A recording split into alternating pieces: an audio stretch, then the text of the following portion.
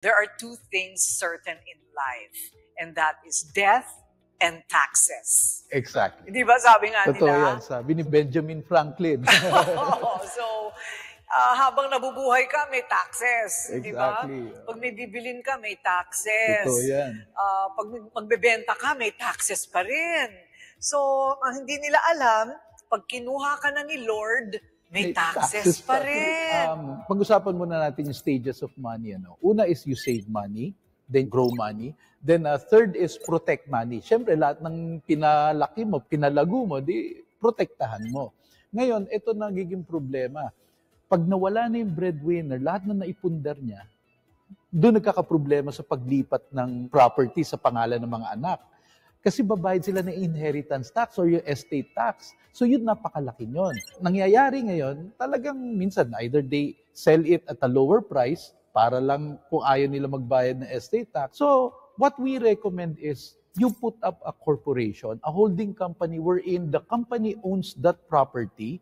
So anything na pwedeng mangyari sa breadwinner or any member of the family, hindi nawawala yung property. Wala ka rin kailangang ibayaran na estate tax kasi the company owns the property. So, and at the same time, kunyari yung breadwinner ang mawala. So, yung share niya, lilipat lang kung sino yung pwedeng pagpasahan. So, in that way, wala kang kailangang alalahanin na estate tax. Ganun pala yun. May natutunan na naman ako today na kailangang asikasuhin na kaagad.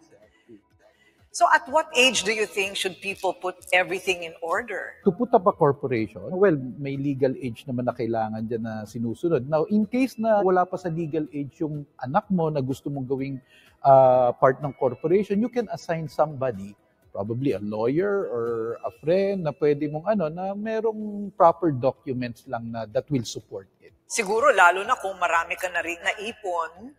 So kung may mga naipon ka na, meron ka ng konting property, may negosyo ka dito, how do you now protect and preserve your wealth? Lalo na kung retired ka na.